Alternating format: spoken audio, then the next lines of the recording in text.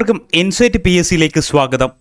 നമ്മൾ ഇന്ന് പഠിക്കുന്നത് PM ശ്രീ പദ്ധതിയുമായി ബന്ധപ്പെട്ട കാര്യങ്ങളാണ്. നിങ്ങൾ കണ്ടായിരുന്നല്ലോ, ന്യൂസിൽ ഒരുപാട് കാര്യങ്ങൾ PM ശ്രീ പദ്ധതിയുമായി ബന്ധപ്പെട്ട കാര്യങ്ങൾ നടന്നുകൊണ്ടിരിക്കുകയാണ്, കോൺട്രവേഴ്സിയും കാര്യങ്ങളും. അപ്പം പരീക്ഷയ്ക്ക് ഇങ്ങനെയുള്ള കാര്യങ്ങൾ എന്തായാലും പരീക്ഷയ്ക്ക് ചോദിക്കും.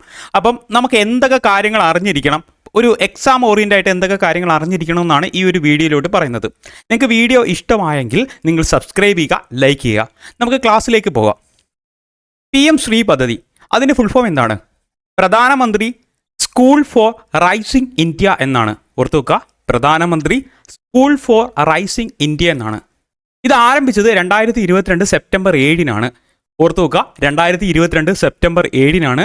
2022-23 കാലഘട്ടം മുതൽ 2026-27 കാലഘട്ടം വരെയാണ് ഇതിൻ്റെ ഒരു കാലാവധി എന്ന് പറയുന്നത്. ഓർത്തു വെച്ചേക്കണേ. ഇതൊരു സെൻട്രലി സ്പോൺസർഡ് സ്കീമാണ്. കേന്ദ്രമാണ് കൂടുതലായി കേന്ദ്രമായിട്ട് പ്രയോജനപ്പെടുള്ള ഒരു പദ്ധതിയാണ്. സെൻട്രലി സ്പോൺസർഡ് സ്കീമാണ്. എന്തിനു വേണ്ടിയാണ് ഈ ഒരു പദ്ധതി നടപ്പിലാക്കുന്നത്? ന്യൂ എഡ്യൂക്കേഷൻ പോളിസി ഉണ്ട്. 2020 നടപ്പിലാക്കിയ ന്യൂ എഡ്യൂക്കേഷൻ പോളിസി, അതിൻ്റെ മാതൃകയായ സ്കൂളുകളെ സൃഷ്ടിക്കുക, സ്കൂളുകൾ കുറച്ചുകൂടെ നവീകരിക്കുക, അതിനു വേണ്ടിയാണ്. അപ്പോൾ എത്ര കാര്യങ്ങൾ മനസ്സിലായല്ലോ.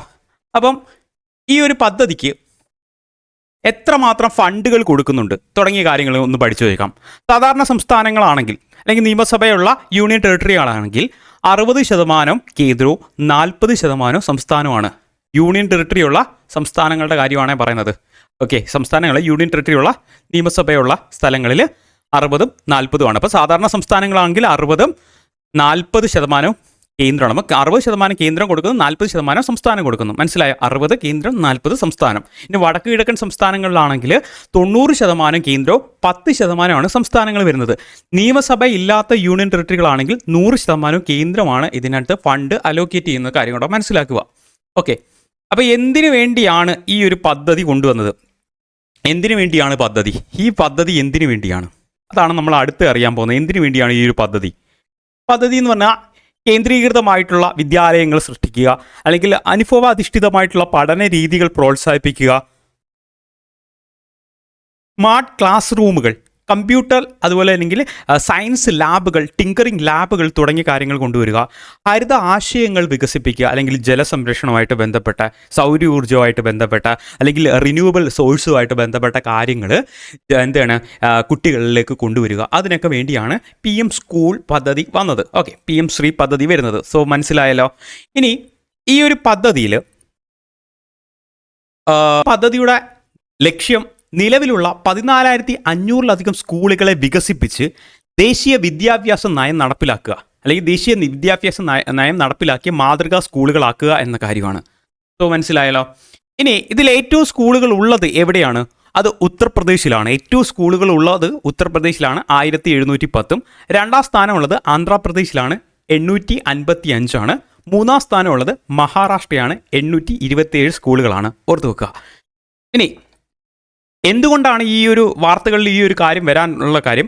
അതായത് BJP ഭരിക്കാത്ത സംസ്ഥാനങ്ങൾ, പഞ്ചാബ്, പശ്ചിമ ബംഗാൾ, തമിഴ്നാട്, കേരളം ഒക്കെ ഈ ബില്ലിനെ പ്രതികൂലിച്ചായിരുന്നു ഇത്രയും നാൾ നിന്നത്. അപ്പോൾ എന്താ, ഈ ഇടയ്ക്ക് കേരളവും തമിഴ്നാടും ഒക്കെ എന്ത് ചെയ്തു? ഇത് നിർബന്ധമായിട്ട് ഒപ്പിടാൻ സമ്മതിക്കുകയാണ്. എന്തിനു വേണ്ടിയാണ് ഒപ്പിടാൻ സമ്മതിക്കുന്നതെന്ന് വെച്ച് കഴിഞ്ഞാൽ, സർവ്വശിക്ഷ അഭിയാൻ ഓരോ സംസ്ഥാനങ്ങൾക്ക് ഫണ്ട് അലോക്കേറ്റ് ചെയ്യാറുണ്ട്. ഈ ഫണ്ട് അലോക്കേറ്റ് ചെയ്യുന്നത് നിർത്തി. അതായത് ഇങ്ങനെ ഒപ്പിടാത്ത PM ശ്രീ പദ്ധതിയിൽ ചേരാത്ത സംസ്ഥാനങ്ങൾക്ക് ഈ ഫണ്ട് കൊടുക്കണ്ട എന്ന് കേന്ദ്രം പ്രഖ്യാപിച്ചു. ഇതിനെ തുടർന്നാണ് എന്ത് ചെയ്ത് കേരളമൊക്കെ ഒപ്പിടാൻ നിർബന്ധമാകുന്നത്. സോ എന്താണ് സർവ്വശിക്ഷാ അഭിയാൻ എന്നുകൂടെ പഠിച്ചു വെക്കാം. എന്താണ് സർവ്വശിക്ഷാ അഭിയാൻ? അവിടെ സർവ്വശിക്ഷാ അഭിയാൻ എന്ന് പറഞ്ഞു കഴിഞ്ഞാൽ എല്ലാവർക്കും വിദ്യാഭ്യാസം എന്ന ഒരു പ്രചരണമായിട്ട് ഒരു ലക്ഷ്യത്തോടെ വന്നതാണ്.